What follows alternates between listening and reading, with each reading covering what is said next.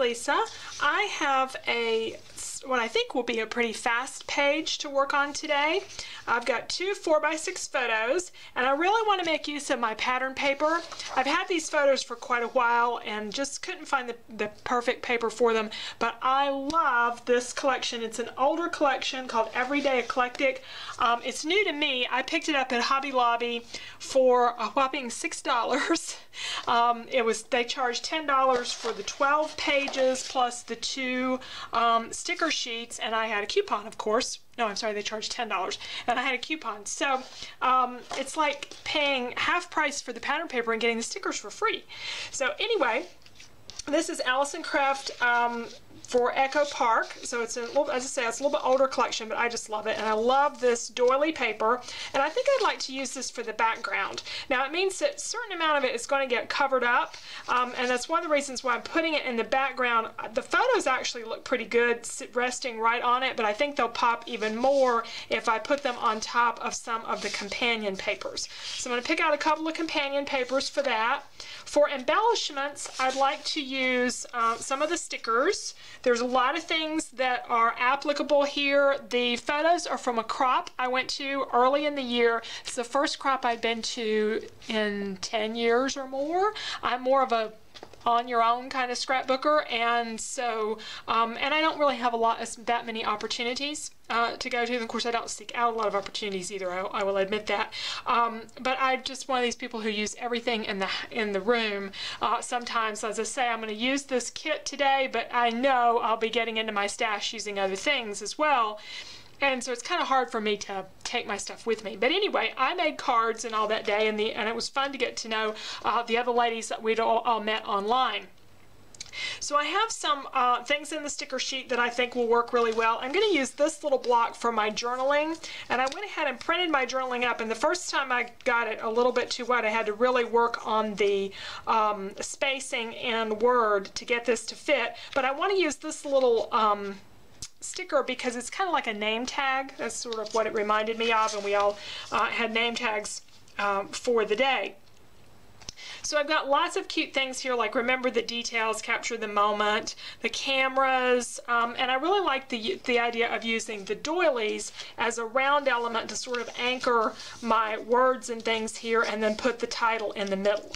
So let's pick out some papers. Oh, and I know I want to use these small wood grain stickers, because the floor in the old building where the store was located that we had our crop in had this great old wood flooring, so I want to be sure and use that.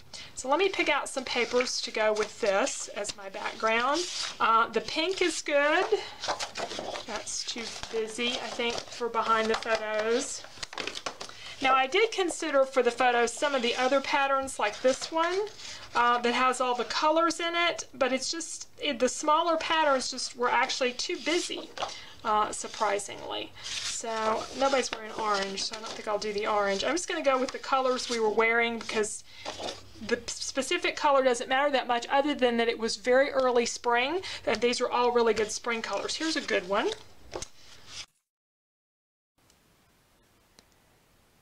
So just continuing to flip through, this pattern has a little bit too much pattern to it, I think, to sit on that background. I like it, and I've got it out here, but in the end I tend to go with just more the tone on tones, since I'm going to be laying other things on top of them besides the photo. I'm going to have some title work and embellishment and all. I didn't want it to get too busy. I use a lot of cardstock backgrounds, so this is a little bit busier page pattern-wise for me anyway. Now with my sketches, when I print them out, they're 6 inches square, so I can take everything on them, any element, and just double it. So this mat is 4 inches across by 3 inches high, so that would mean I would cut it 8 by 6. Now of course that's a starting point, and I can always adjust it. I do a sketchbook at the end of the year. I did one last year, and I plan to do one again this year. And if you get the sketchbook, if you print them out, or if you look at them on the screen at 100%, you will see them in that 6-inch format. And then again, you just measure each item and double it, and you have your measurements for anything that's on the page.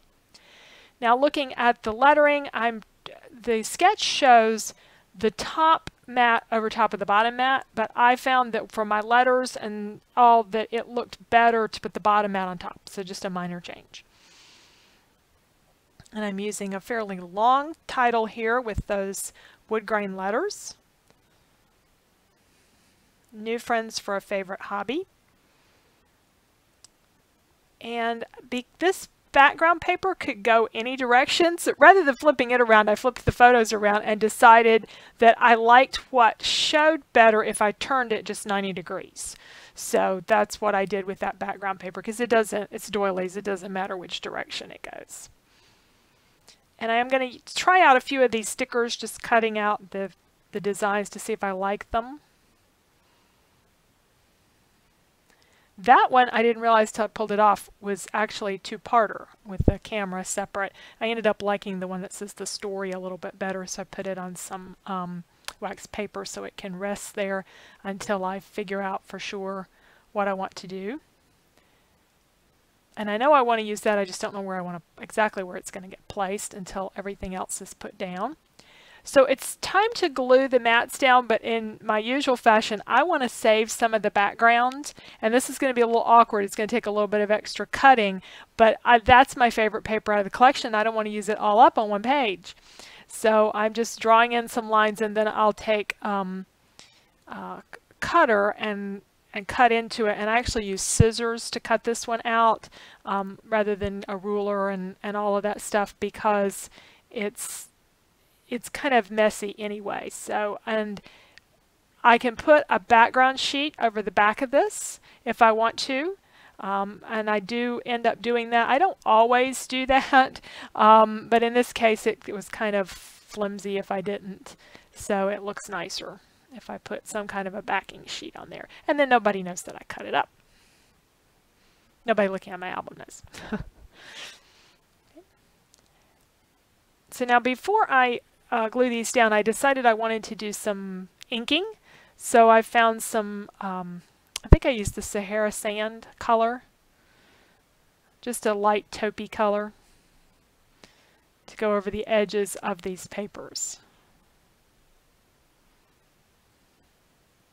Stamping Up classic ink and distress inks work exactly the same when you go to distress the inks of pages, or distress the edges of papers.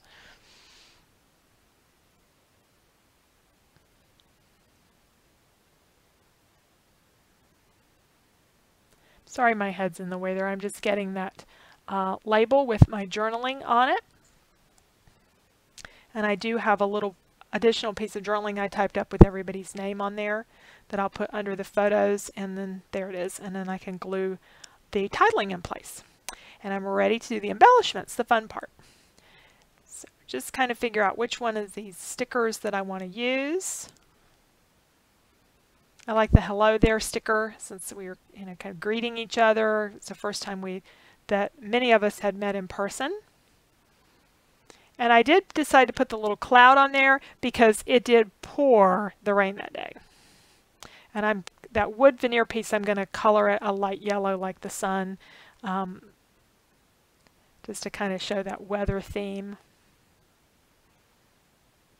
And I really thought this one at the bottom needed a little extra something. So here's where cutting out the middle comes in handy already. I'm going to cut out one of those doilies and use it as a frame or mat for the little sticker one that I have. It does, a lot of it doesn't show, but you can get a little bit of that pinkish tone there. And because it was cut out, I thought it needed a little edging. So I'm using a rose red marker from Stamping Up to go around the edge.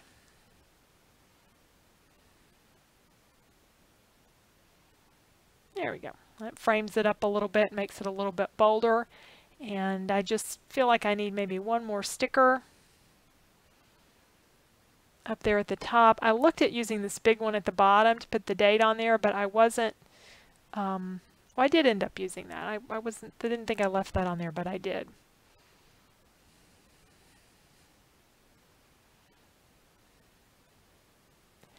And I'm coloring this with the So Saffron yellow marker from Stamping Up.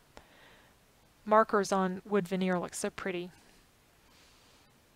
And I felt like I needed another piece of wood veneer at the bottom, but I didn't really care for the starburst, and I finally found a small heart that works. I'm just going to give it some color in pink, that rose color, since the marker was the handy. It dries a little bit lighter than what it shows here. So we got our page all done with the 2 4x6 photos and quite a bit of pattern paper. Used some of the embellishments and put the journaling here in the middle. So other than the page kit, all I really added was some wood veneer and the thickers. Used some of that pattern paper that we cut out from the inside to frame this, and then I still have a little bit more of it I can use on other projects because it is my favorite paper from the collection. It was a really good springy looking collection in terms of colors and went really well with the photos. So thanks so much for watching. If you like sketches, be sure and check out my 2013 sketchbook that's available over on my blog with all the sketches to scale and suggestions for how to modify them. I also did a scrapinar on sketches, and you can find information on that as well. So thank you again for watching, and I really appreciate it. Bye.